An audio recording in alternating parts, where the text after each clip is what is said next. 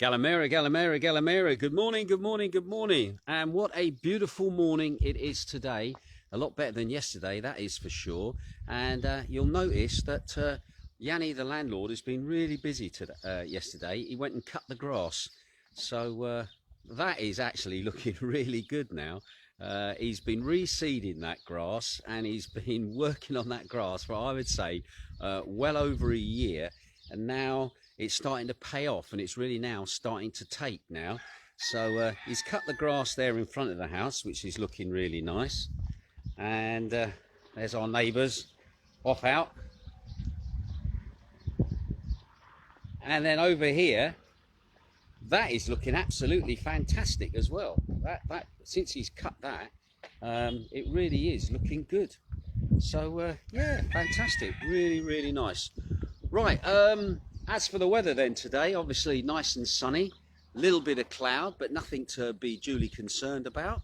A little bit of a wind blowing, you might be able to hear it. I'm actually still got a little top on, just to keep me warm.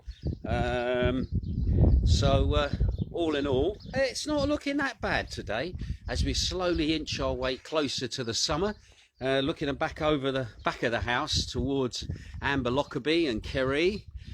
Slight haze in the sky, but again cloud, and I think we might be in for a nice day today, although I'll wait and see what Amanda has to say. And also, I didn't realise it was your birthday yesterday, Amanda, as well. So happy birthday for yesterday. We met up at the post office yesterday paying electric bills, which was interesting, but other than that, yeah.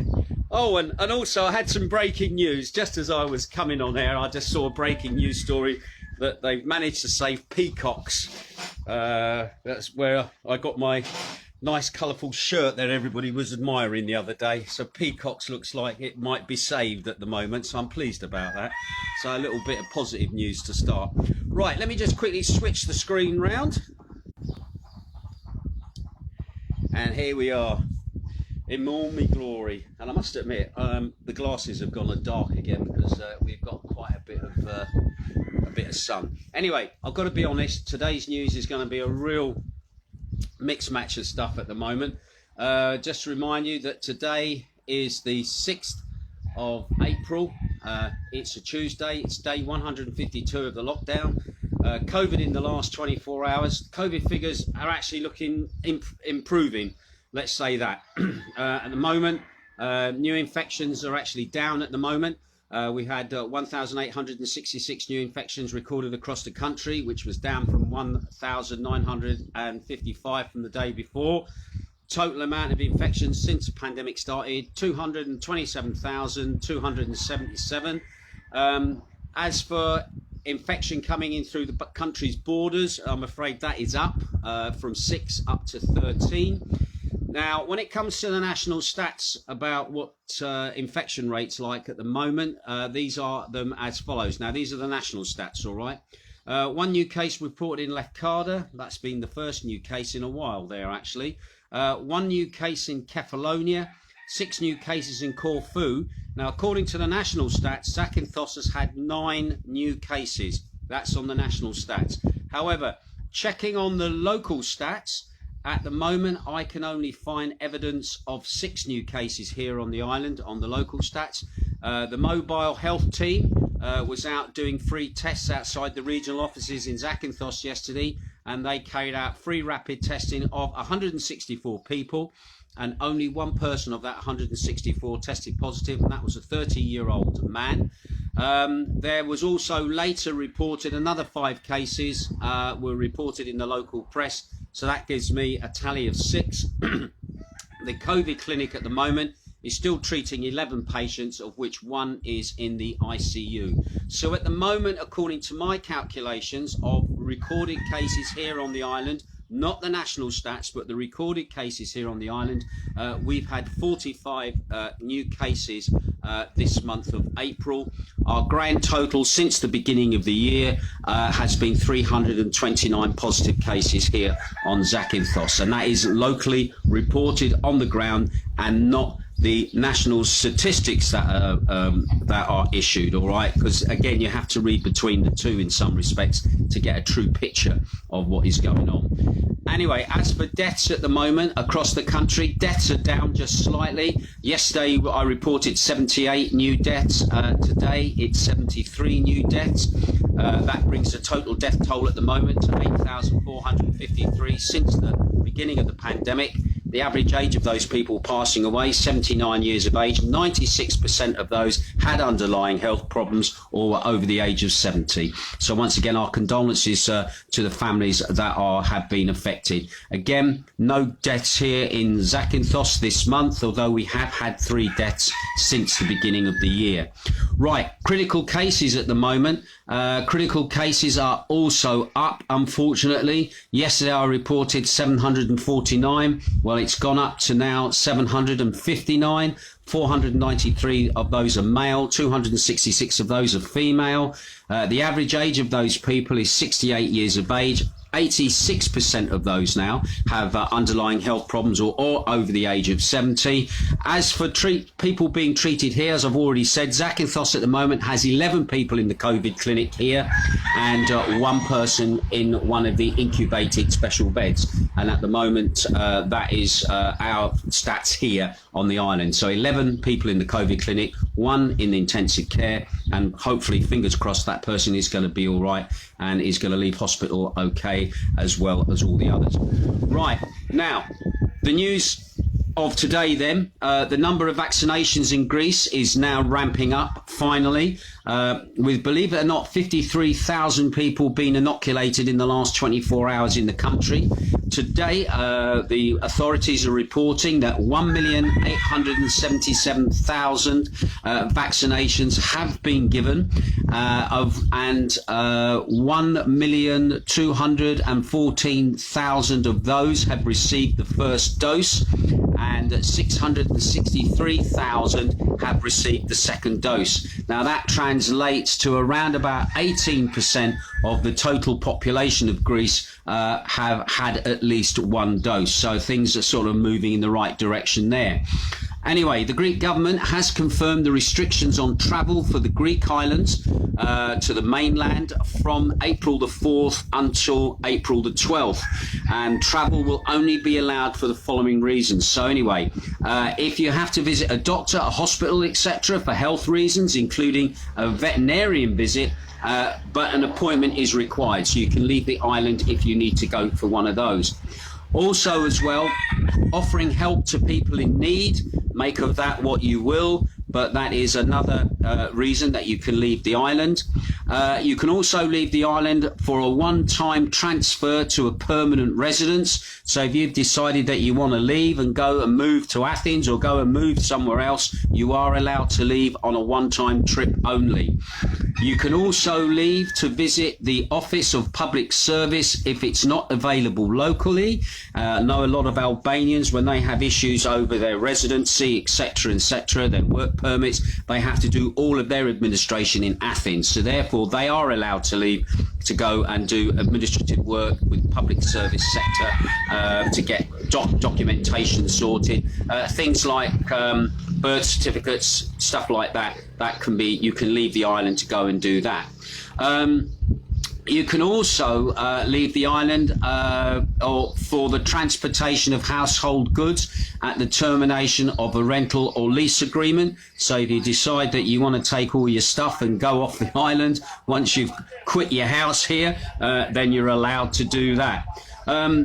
Agricultural workers, they're actually allowed to move backwards and forwards off the island. Basically, normally a lot of agricultural workers used to come in to do the olive harvest and things like that, and also in places like the Peloponnese, with a lot of the farms up there, they employ migrant workers to basically get in crops, so they are allowed to move.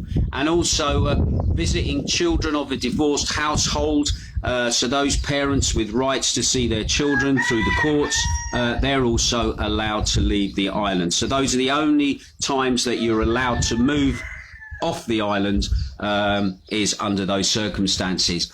Now, today then, the first batch of the do-it-yourself COVID kits, they're going to be distributed from about 11,000 pharmacies across Greece after they were shipped in, believe it or not, to the country over the weekend. Now, approximately 1 million test kits will be made available as of Wednesday.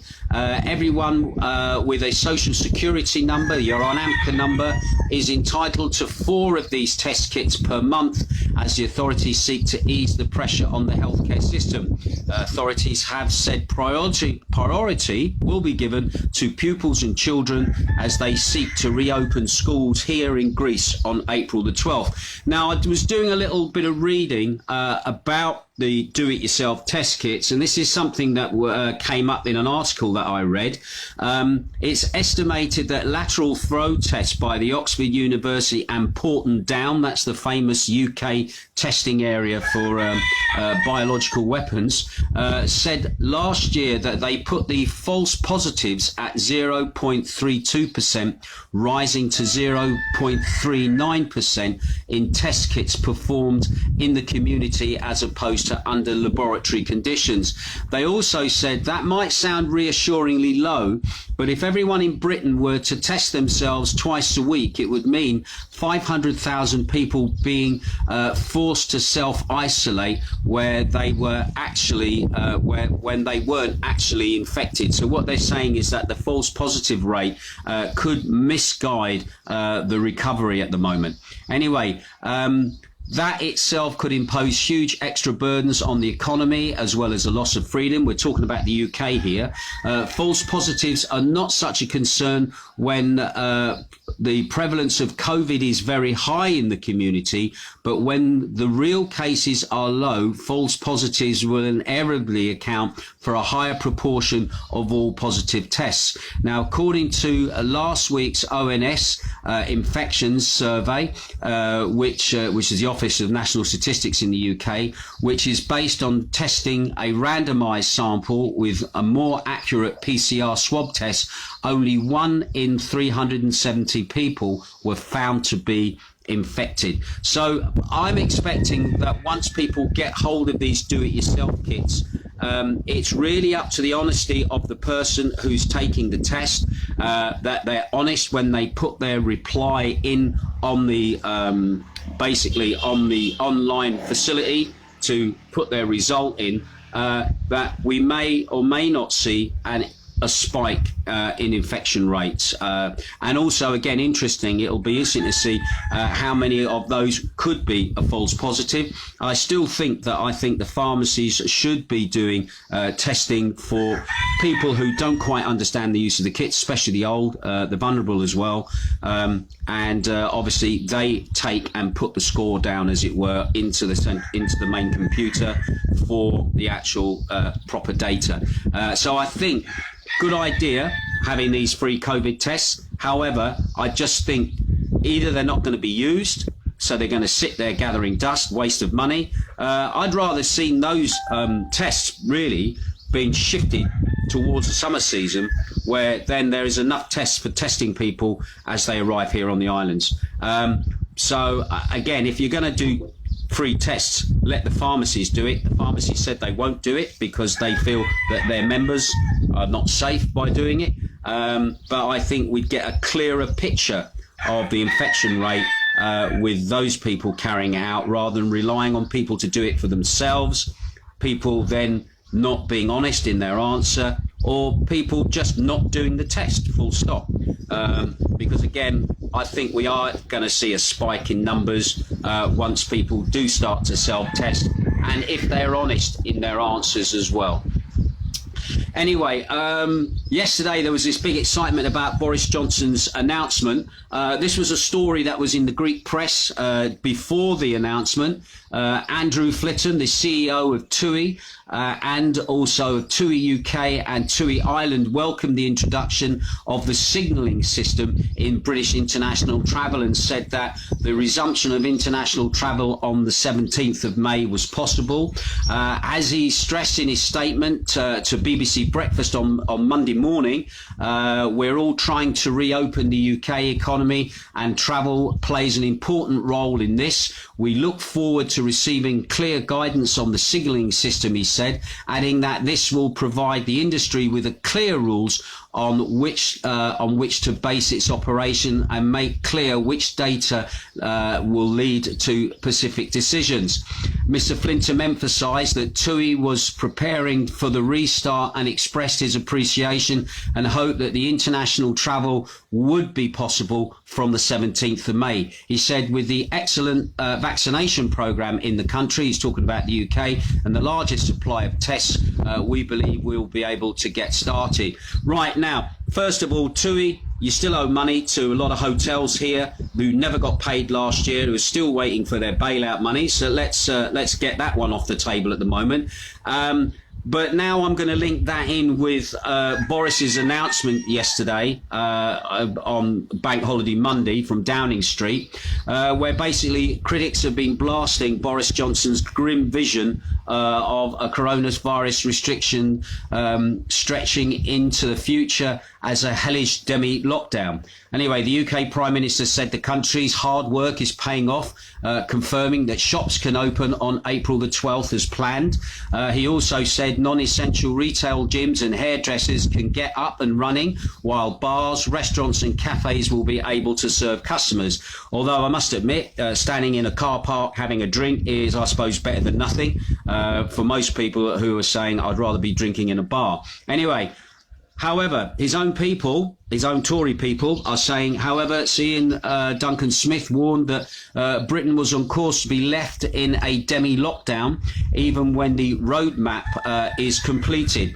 Anyway, the former Tory leader accused the government scientists of deploying Project Fear tactics to keep the restrictions in place for longer than necessary. The former Tory chief, Mark Harper, also said that he's part of the 70-strong COVID recovery group of the Tory MPs, also warned that the scheme would create a two-tier Britain and said it was vital that MPs had the final say. Now, I know what he's talking about there. He's basically saying that the costs of testing and everything else is going to make doing stuff more expensive for certain people, and obviously other people are not going to be able to afford tests, especially when you're looking at going abroad, etc., etc. However, so Ian also told the press, we were told the vaccine was the way out. No ifs, no buts. We can see from the data that the vaccine is working better than anyone had hoped, but now the scientists are saying the real issue is variants or a third wave. They want people to keep Project Fear going because they are enjoying the control they have, and the ministers have caved into them. The result is we are headed for a hellish demi-lockdown where we have to be tested all the time, carry a vaccination passport everywhere, and are under constant threat of being locked down again.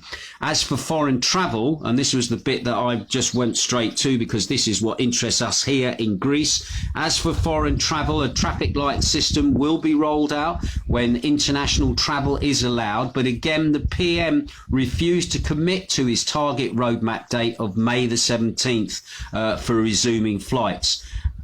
He also said that the new system will see countries rated green, amber or red based on data including vaccination levels and COVID case numbers.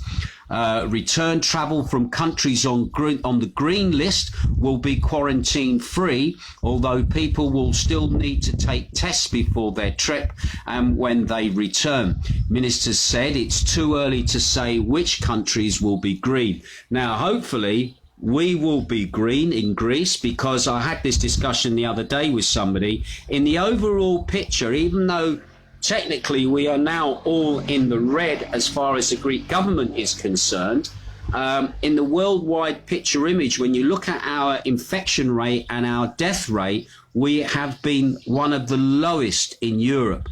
So therefore, technically, we see ourselves internationally as a green country. However, at the moment, the government here is erring on the side of caution, making us a red country. And as Mitsotakis said, he wants to have a safe Easter, which for us is in May. the first weekend of May, and so therefore he's took the procedure of putting us voluntarily into the red. But in the overall picture with other countries, we are actually in the green. And this is actually borne out by another article that I managed to fly in yesterday in the Bloomberg.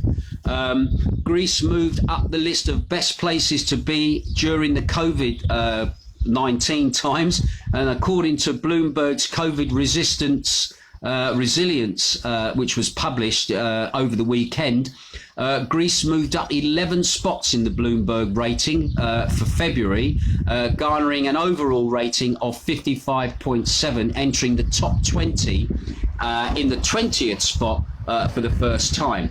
So Bloomberg, the monthly COVID resilience rating, captures a snapshot of where the pandemic is, how it's being handled, and the most effectively, the least social and economic disruptions. Now, according to the ranking system, Greece climbed 11 places, with the case fatality rate down 4.4 percentage points to 2.3% from the previous month.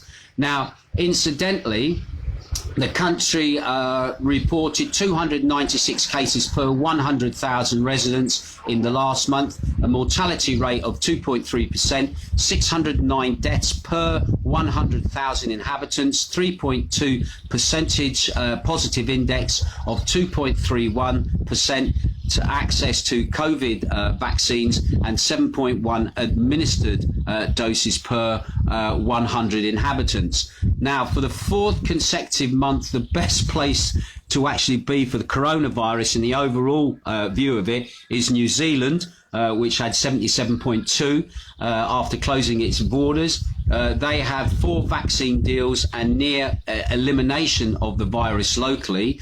And but interestingly, Australia, Singapore, Finland, Norway, China, Taiwan, South Korea, Japan and Thailand follow in the top 10. And Mexico is actually the worst rated area, and they are 53rd in their ranking. So again, we're in the top 20 when it comes to being a place to be for COVID-19. Hopefully that's going to rub off onto the traffic light system that Britain is going to put in place, hopefully to allow travellers. I personally don't see British tourists coming here on the 17th of May. It's not been ruled out, but we're all here, sat here, fingers crossed, waiting to see what is going to happen. So in the moment, as far as I was concerned yesterday, I think Boris didn't really offer much of a glimmer of hope for us at the moment as to the way that the actual season is going to proceed for us. So I was actually rather disappointed, to be honest. Jane and I have had some very intense discussions on this, and also looking at the press, looking at his wording. I'm not overly impressed, and I'm not overly optimistic at the moment. All I can do is, like everybody else, is just pray and hope, and for us to be ready when it does start, because I think it will be an absolute massive. It'll just start all of a sudden. The only things that are really worrying us at the moment is on the Greek side of it. Are tourist workers going to have to be vaccinated? That's something that we're going to have to look at. Are we going to be able to be vaccinated? And will our vaccination policy fall in line with what Boris will set as his agenda? Because I think it'll be his agenda as to whether the Brits are coming here. So at the moment, the British government is advising you not to book holidays abroad at the moment. I would say I leave that decision to you. All right, I'm not going to say one way or the other, but yeah, probably don't book it for May. That's what I would say, and maybe book it for June. Maybe we'll wait and see. Don't forget, last year we didn't actually get our season up and running until July. And a lot of that was because we were on the naughty step, the UK that was, on the naughty step in regards quarantine for people going back and also people for coming in. So hopefully we'll wait and see. That's all that seems to be the mantra at the moment with everything, is we shall wait and see. Anyway, have we got any good news? Yes, Ginge, I have. A nice little interesting story that I saw yesterday. Nice little and finally story. It was made public on Saturday that Greece will create a massive new administrative park near Mount Hymettus, which is in Athens. Basically, the Greek Prime Minister has unveiled plans to build a massive big urban park in Athens, which is also going to be housing a lot of administrative buildings and ministries, which at the moment are in various locations dotted around Athens in rented buildings, which is costing, they reckon, the Greek public purse about €1 billion a year in rents for all these buildings. So the idea now is to turn an area which is basically a woodland area into a massive park. The area at the moment is owned by the Ministry of Defence, and it will be basically turned into a big public park, and they are going to build custom-built ministerial buildings in that location. So it's a mix of like government buildings and a big public urban area and space, something that a lot of people in Athens have been asking for years, because there's not a lot of green open space actually within the city itself. And looking at the plans of it, it looks like when it gets finished, it will be absolutely awesome. Money is coming from Europe to pay for this, so that's the other thing.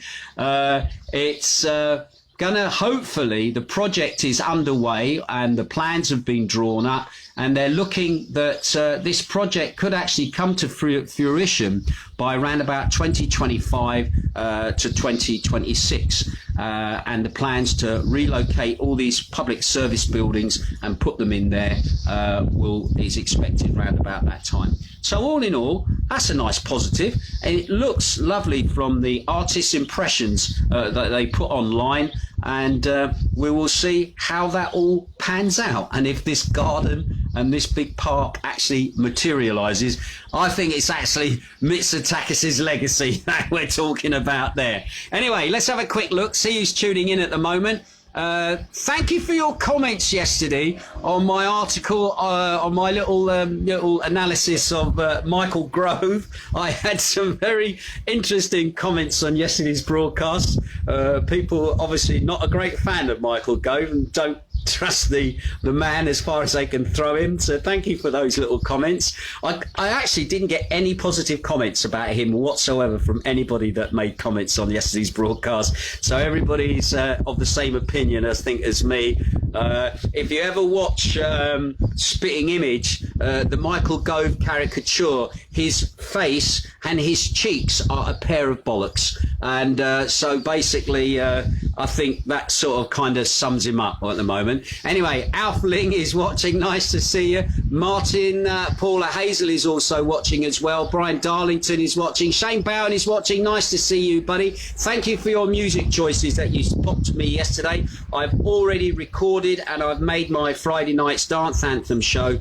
And I tell you what, I've got a show, a banger for you on Friday, which I know you're going to absolutely love. Those buzzards up on Exmoor are going to be going deaf, or you're going to get raided by the police for having a rave. One of the two on Friday, mate. Anyway, Heather Nash is watching as well.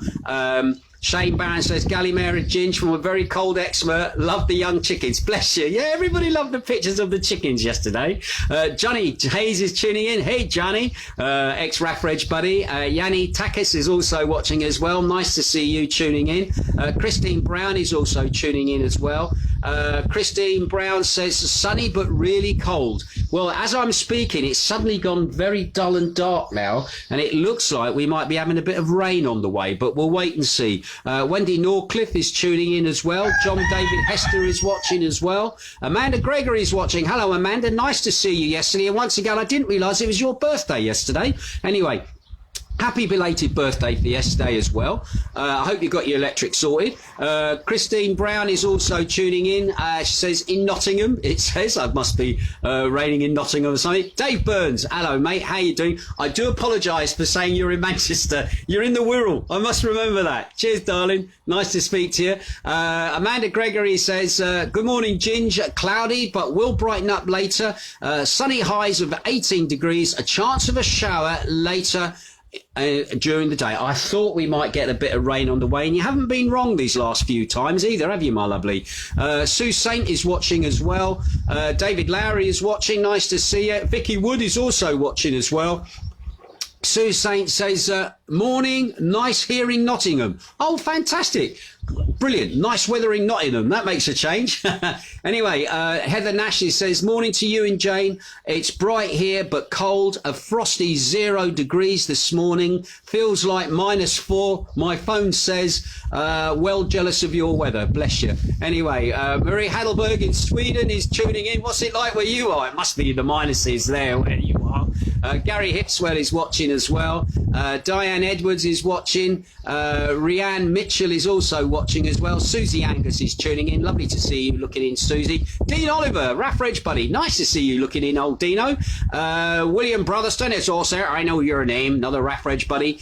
Sarah Worrell is also tuning in as well. Christine Wildridge as well. Dave Foley, Raffridge buddy as well, tuning in. Lynn Lahotti, is that how you pronounce it? Lynn Lahotti is also tuning in as well. Nice to see. I think you're somebody new. Anyway, Cliff Smith is also watching as well. Jan Lawrence is watching. Thank you, Jan. Lyndon over there in Wales is watching. Julie Meldrum at the top end of the island is watching as well. Nice to see you. Rob Davis is watching as well. Paul Fleming is watching. Julie Hepson is watching as well. Yvonne Monroe also says, morning, Ginge. Also, Rosewood is watching. John Davis is watching. Denise Driscoll is watching as well. John Mims is watching. How you doing, buddy? Nice to see you. Andrew Smith is watching. Dave Camp says, good morning.